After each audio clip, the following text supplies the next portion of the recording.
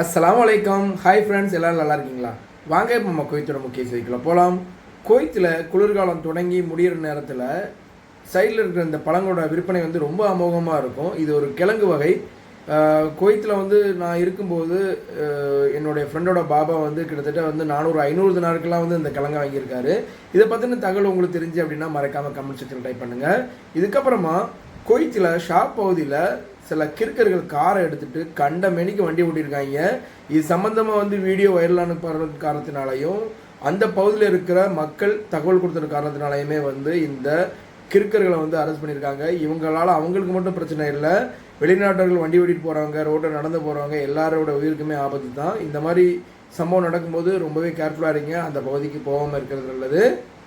இதுக்கு இடையில் குவைத்துக்கு வரக்கிற சனிக்கிழமை வந்து இந்திய பிரதமர் மோடி வந்து வராரு. இவர் கிட்டத்தட்ட 43 வருஷம் கழித்து குவைத்துக்கு வரதா தெரிவிச்சிருக்காங்க.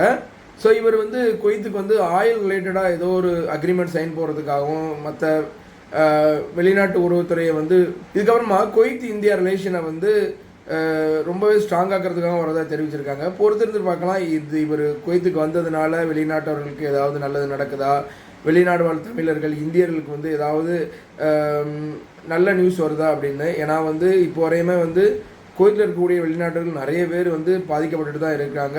சில பேர் வந்து நல்ல வேலையில் இருக்காங்க, அவங்கள சொல்லலை. ஏன்னா வீட்டு வேலையில் இருக்கக்கூடிய பெரும்பாலான நபர்கள் வந்து கஷ்டத்தையும் துன்பத்தையும் தான் வந்து அனுபவிச்சுட்டு இருக்காங்க. ஸோ இதுக்கு ஏதாவது முடிவு கொண்டு வரப்படுமா அப்படிங்கிற மாதிரி ஒரு ஏக்கத்தில் தான் எல்லாருமே எதிர்பார்த்துட்டு இருக்கோம். பொறுத்திருந்து பார்க்கலாம். இந்த சனிக்கிழமை மோடி வரும்போது ஏதாவது நியூஸ் வருதா அப்படின்னு. வீடியோக்கு மறக்காம ஒரு லைக் பண்ணி ஷேர் பண்ணுங்கள். அஸ்ஸலாமு அலைக்கும்.